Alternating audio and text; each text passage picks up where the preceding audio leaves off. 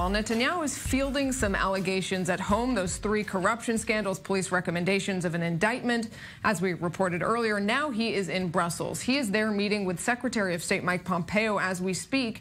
And like really any time those 2 governments talk, Iran is a big part of the conversation. Joining us about that, about what is really on the table, is Dr. Fadi Essmaeel. He's a former senior congressional staffer and currently a research fellow at the International Institute for Counter-Terror. Fadi, pleasure to have you. Good evening. How are you doing? So let me just remind our viewers for a second that Israel is in a very sort of bizarre situation where the Prime Minister is currently acting Prime Minister and Defense Minister. So going into this meeting, which hat is he wearing? Actually, it is even weirder because he is also the foreign minister. He's also the foreign minister. So I have no clue, actually nobody does, who is in Brussels now. It is clearly not the Prime Minister because this is not the head of the executives there. What we have now in Brussels is the meeting, the semi-annual meeting of the NATO foreign ministers. So is it Foreign Minister Netanyahu? Yeah, but the crew he took is all intelligence and security staff. There's almost no one from the foreign office. I mean, nobody, at least of note, from the foreign ministry. So who is there? Let's assume for a minute it is the foreign minister. Then he's bringing the Mossad with him. The head of the Mossad. Mossad. That is basically more or less the same crew that accompanied him to Muscat a couple of weeks ago when he went to visit the Kingdom of Oman. And this is more or less the team that is working around the new states that seem to be getting closer to Israel, like Chad and Sudan. So are we before some kind of a diplomatic upsurge of activity around Israel? Or is it the defense minister, and now we have to expect a big Israeli operation in Syria or in Lebanon?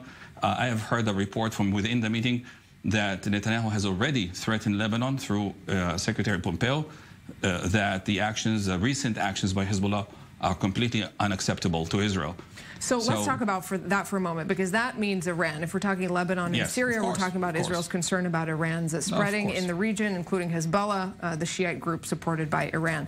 Does that mean, from what you've heard from inside that meeting, that Israeli policy is set to change, to kick into high gear on that front? Well, let's remind, possibly 2 weeks ago, or a little more than 2 weeks ago, we had this mini war in Gaza, which never went anywhere, and there was a lot of criticism against this self-restraint by Prime Minister Netanyahu.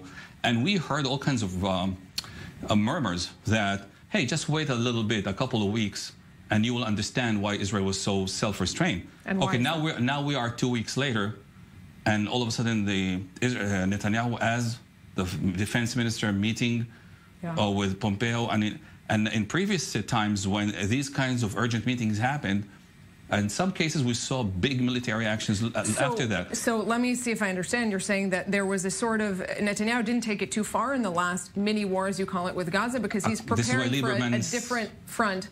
Well, Lieberman claims that was the reason he basically left the job.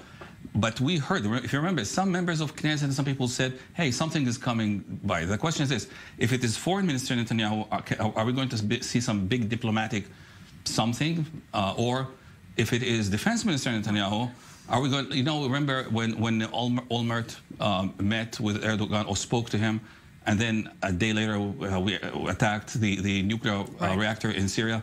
It happened between. I mean, it happens sometimes. Before we get to the foreign minister option and the sort of diplomatic option, if it is defense, if it is what you're talking about in Lebanon and Syria, you've been on the inside in Congress seeing that sort of relationship between Israel and the U.S. At this moment, how important is it for Netanyahu to get some sort of explicit American support for whatever he's planning to do there? Permission.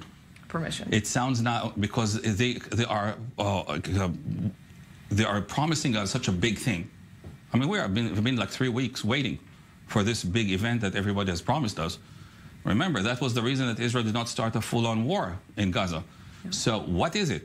Are you going to just declare peace, or are you going to declaring peace? That'll be an interesting day. If that I know. Here. I mean, well, you never know. You know, I mean, I'm seriously waiting, and it all question which hat Netanyahu is wearing now. So let's talk about a sort of semi-peace option, which is what you mentioned earlier about the Gulf. We've been talking here on the Rundown very often about this sort of warming between Israel and Gulf nations. Those visits are becoming much more public. A string of Israeli ministers and Netanyahu going public in the Gulf.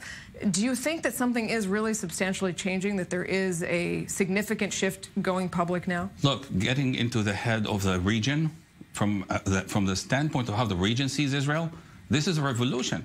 The idea that Arab leaders meet this way with an Israeli prime minister, a right-wing prime minister, where the Palestinian issue is still hot. I will remind everyone that a few years back, there were much warmer relationships. There was even the Mauritania embassy in Tel Aviv. All these countries had relationships with Israel. Well, most of them, Chad didn't. So we are basically going back slowly to that situation without solving the issue with the Palestinians. Or maybe this is a new approach by the Trump administration. Hey, guys, let's build this safety net, warm safety net around Israel, and then the Israelis will be willing to give. How do you explain this, though? Because, as you say, nothing has changed, really, in the Israeli-Palestinian peace process. Well, there is no active peace process to speak of now, and in terms of the Palestinian relationship with Washington, no relation to speak of. It's not going too far anytime soon. And Iran has always been an enemy of the Gulf and Israel. So what's changing now to make that happen? I'm going to challenge this for a minute, because if you remember at the beginning of the Trump administration, there was talk about, okay, let's not talk about an Israeli-Palestinian peace process. Let's talk about an Israeli-Arab peace process. And a regional one. And the funny part is that in the 1980s, it was the right wing that was vehemently against the regional approach. That was the days with Shamir and Peres. And that was really the reason why they were fighting all the time. And it was the left wing who wanted to go regional. And now we are like in a completely opposite place, where the right wing is pushing the regional option and the left wing is kind of skeptical about it.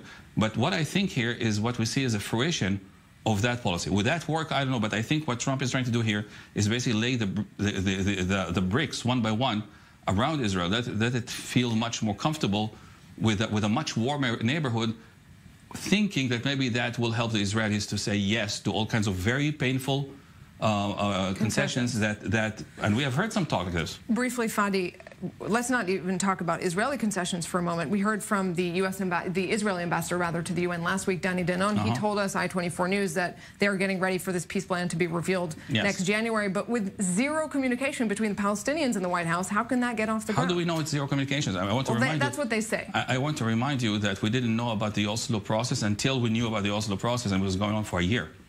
So a lot of, and there's also, if you go back to the history of these situations, many times there were some very harsh words exchanged right before something was revealed. We've seen it with Israel-Egypt. We saw it with PLO Israel. I mean, I don't know. Maybe. And on the other hand, it could be Defense Minister Netanyahu, and we will wake up tomorrow to a very big military operation in Lebanon. Who knows? All right. Well, prepared to be surprised. I feel like that's pretty good advice for 2018.